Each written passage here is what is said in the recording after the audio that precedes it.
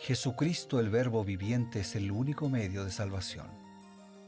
Él es el centro del pensamiento de nuestra vida, la fuente y la autoridad de la doctrina.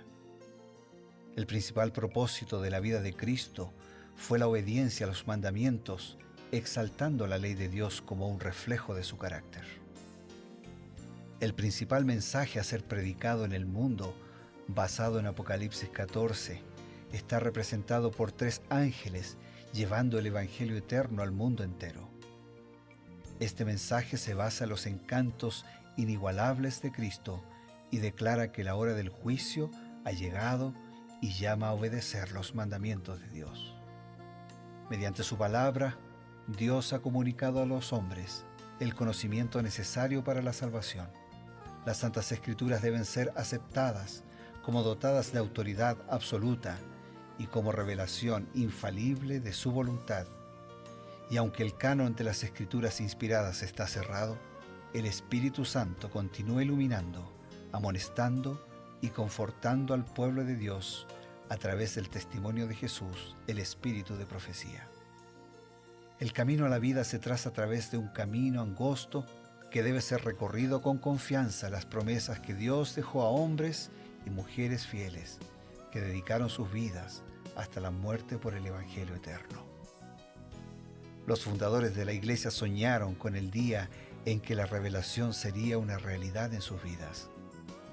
Miraron con los ojos de la fe a aquel día glorioso cuando finalmente la promesa sería cumplida en la venida magistral de Jesucristo a esta tierra para recompensar a cada uno según sea su obra.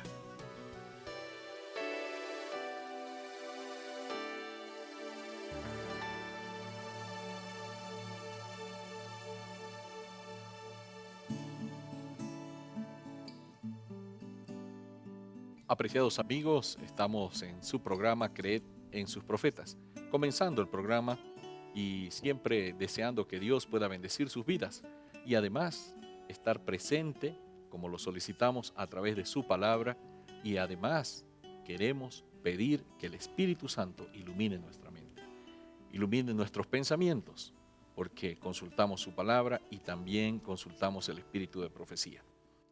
Al comenzar, deseamos que Dios bendiga sus planes, sus proyectos y que al acompañarnos podamos crecer juntos en esta caminata diaria al comprender mejor la palabra de Dios. Y eso es lo que buscamos. Vamos también a saludar a quien cada día nos trae los consejos inspirados del Espíritu de Profecía. Y ustedes ya conocen, Pastor Bruno Razo. Gracias, Pastor Edwin, una alegría siempre saludarte y saber que no estamos solos porque la promesa de Dios nos acompaña por los méritos de Jesús. También saber que podemos encontrarnos diariamente con tantos amigos y unirnos a través de la fe, de la reflexión y del compromiso delante de Dios de vivir en armonía con su palabra. Hoy estamos terminando el libro de Jeremías, en los comentarios de Elena de Huay y en algunos temas seleccionados del capítulo 52. La triste realidad de un pueblo. El pueblo de Judá, que era la parte sur de lo que había sido todo el territorio de Israel, lo que había quedado después de la destrucción de la parte norte, las 10 tribus del norte, con Asiria. Poco más de 100 años después, llega el momento, el día de la ira del Señor para Judá y Jerusalén. Nabucodonosor reiteradamente les había dicho, confíen en mí, alíense, quédense tranquilos, pero, y además de eso, los profetas les decían, confíen, Dios está usando a Nabucodonosor como su instrumento, vayan tranquilos, hagan alianza, ¿no?, con el rey, pero ellos reiteradamente, los últimos 3 reyes de Israel, de Judá, ¿no?, Joaquín, Joacín y Sedequías, y bueno, llegó el momento en que Nabucodonosor dijo, este pueblo es sumamente veleidoso, traicionero, y se acabó. El año 586 antes de Cristo vino la destrucción. Esta es una fecha bastante bien establecida, los estudiosos concuerdan justamente en esta fecha, que Nabucodonosor hace la invasión final de Jerusalén, pero esta vez estaba bien molesto. les había hablado, los profetas le habían hablado, y Dios entonces levanta las manos y permite que las consecuencias lleguen a realizarse. Y estas consecuencias fueron duras. Nabucodonosor arrasó prácticamente con Judá y Jerusalén. El templo fue completamente destruido. Ahí es bien claro, el relato dice que todos los utensilios que Salomón había mandado hacer, bronce, de oro, de plata, sagrados, los tazones, mucho de ellos fue llevado, otro fue destruido, quemado. Más de uno preguntan, bueno, ¿y el arca del pacto que estaba en el lugar santísimo? Y que era el símbolo de la misma presencia de Dios. Exactamente, ¿no? Ahí donde alumbraba la Shekinah, entre los querubines, encima del propiciatorio.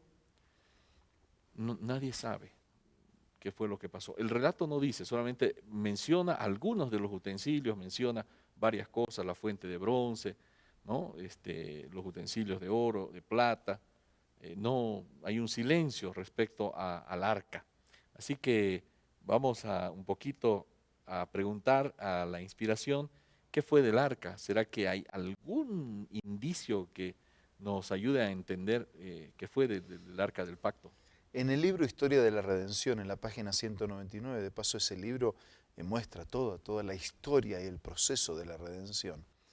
Elena de White escribió: Dios permitió que Israel fuera llevado en cautiverio por causa de su transgresión de los mandamientos del Señor y sus malas acciones para humillarlo y castigarlo. Antes de la destrucción del templo, Dios informó a unos pocos de sus fieles siervos el destino de ese edificio, que era el orgullo de Israel, y que ellos idolatraban mientras al mismo tiempo pecaban contra Dios. Fíjate, cuando Dios pidió que se construyera el templo era para tener un encuentro especial con Él. Dice, van a construir un templo y yo habitaré entre ustedes, estaré en medio de ustedes. Pero el templo era porque iba a ser ese lugar especial donde de manera particular Dios se encontraba con su pueblo. Pero el centro no era el templo, el centro era Dios. Sin duda. Pero ¿qué pasó? Al ir avanzando con el tiempo, la gente reemplazó el templo por Dios. O reemplazó Dios por el templo. Reemplazó Dios por el templo. O sea, el templo pretendió ocupar el lugar de Dios. Y el orgullo, la satisfacción, lo que tenía para mostrar, no era Dios, sino el templo. Y muchos miembros del pueblo y los líderes decían, templo de Jehová, templo de Jehová, templo de Jehová es este, ¿no? Permite que toquen el templo. Está queriendo decir, están errando en pensar que el templo es el centro. El templo era simplemente un símbolo del lugar donde Dios se encontraba con su pueblo. Por eso dice que el destino de ese edificio, que era el orgullo de Israel, y que ellos idolatraban mientras al mismo tiempo pecaban contra Dios. También les reveló el cautiverio de Israel. Esos hombres justos, inmediatamente antes de la destrucción del templo, sacaron el arca sagrada que contenía las tablas de piedra y con dolor y pesar la ocultaron secretamente en una caverna donde estaría escondida del pueblo de Israel por causa de sus pecados, para no serles restituida nunca más. El arca sigue escondida. Nadie la ha perturbado jamás desde que se la escondió.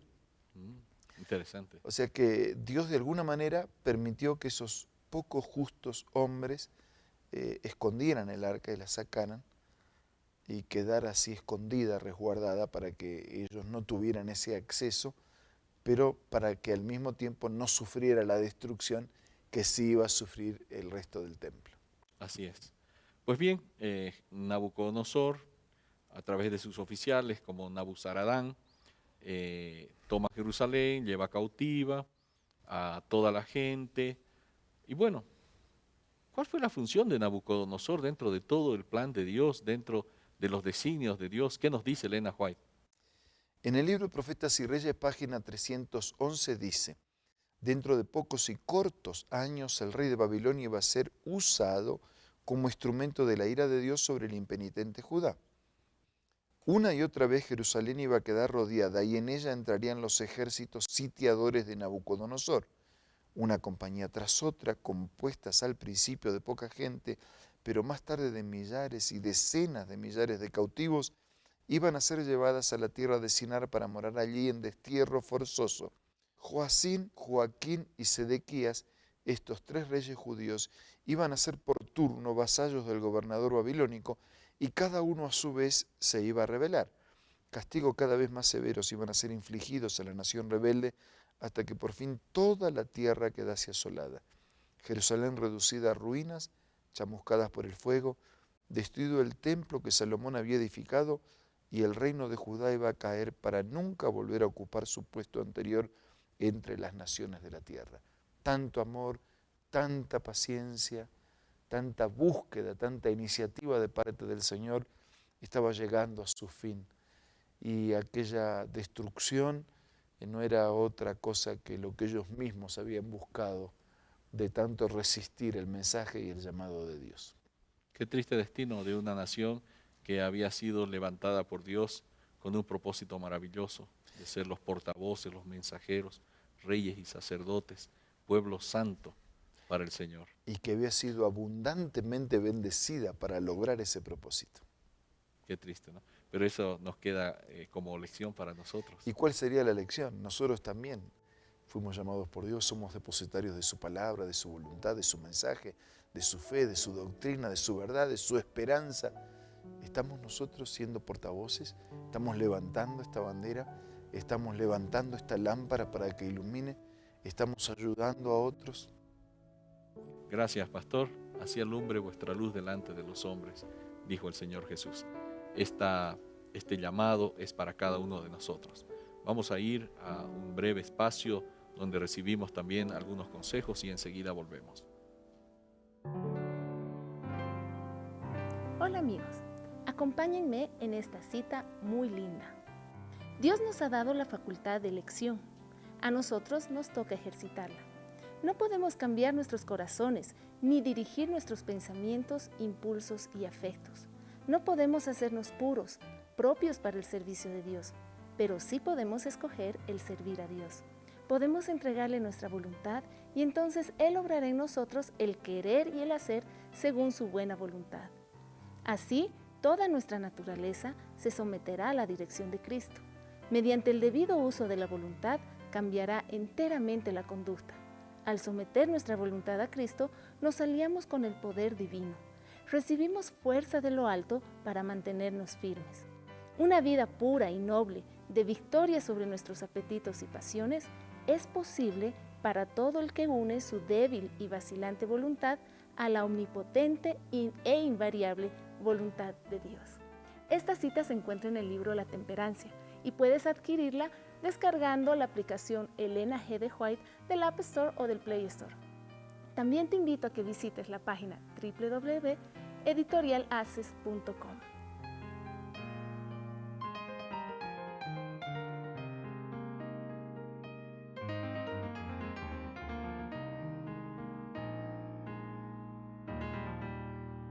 Retornamos, amigos, y como siempre dedicamos los últimos instantes para ofrecerles una nueva invitación.